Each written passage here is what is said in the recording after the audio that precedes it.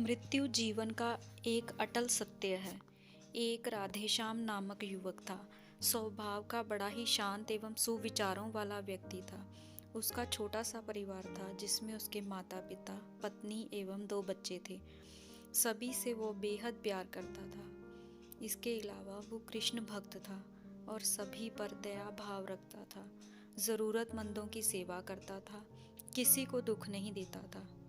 उसके इन्हीं गुणों के कारण श्री कृष्ण उनसे बहुत प्रसन्न थे और सदैव उसके साथ रहते थे। और राधेश्याम अपने कृष्ण को देख भी सकता था और बातें भी करता था। इसके बावजूद उसने कभी ईश्वर से कुछ नहीं मांगा। वह बहुत खुश रहता था क्योंकि ईश्वर हमेशा उसके साथ रहते थे, उसे मार्गदर्शन देते थे। राधेश्याम भी कृष्ण को अपने मित्र की तरह ही पुकारता था और उनसे अपने विचारों को बांटता था। एक दिन राधेश्याम के पिता की तबीयत अचानक खराब हो गई। उन्हें अस्पताल में भर्ती किया गया।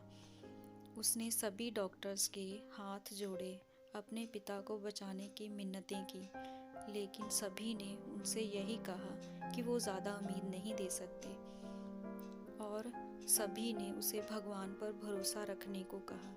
तभी राधेश्याम को कृष्ण का ख्याल आया और उसने अपने कृष्ण को पुकारा। कृष्ण दौड़े चले आए। राधेश्याम ने कहा, मित्र, तुम तो भगवान हो, मेरे पिता को बचा लो। कृष्ण ने कहा, मित्र, ये मेरे हाथ में नहीं है। अगर मृत्यु का समय होगा तो होना तय है। इस पर राधेश्याम नाराज हो गया और कृष्ण से लड़ने लगा। गुस्से में उन्हें कोसने लगा। भगवान ने उसे बहुत समझाया पर उसने एक न सुनी। तब भगवान कृष्ण ने उनसे कहा, मित्र, मैं तुम्हारी मदद कर सकता हूँ, लेकिन इसके लिए तुम्हें एक कार्य करना होगा। राधेश्याम ने तुरंत पूछा, कैसा कार्य?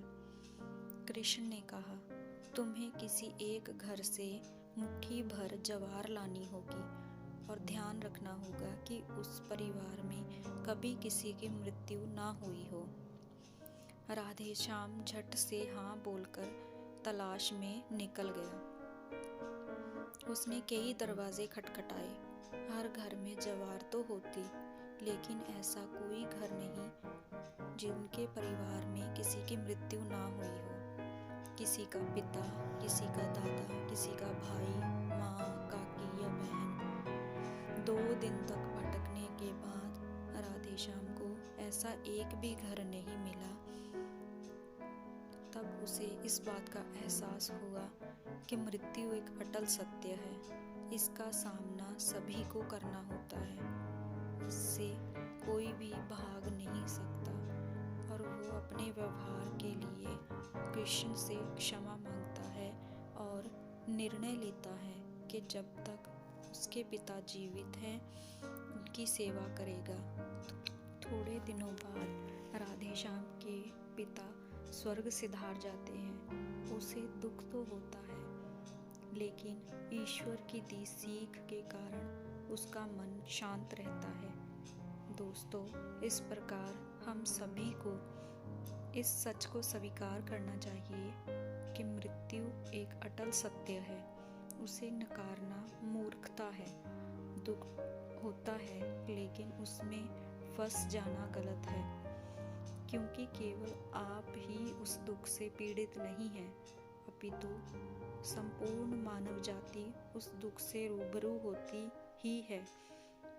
ऐसे सच को स्वीकार कर आगे बढ़ना ही जीवन है।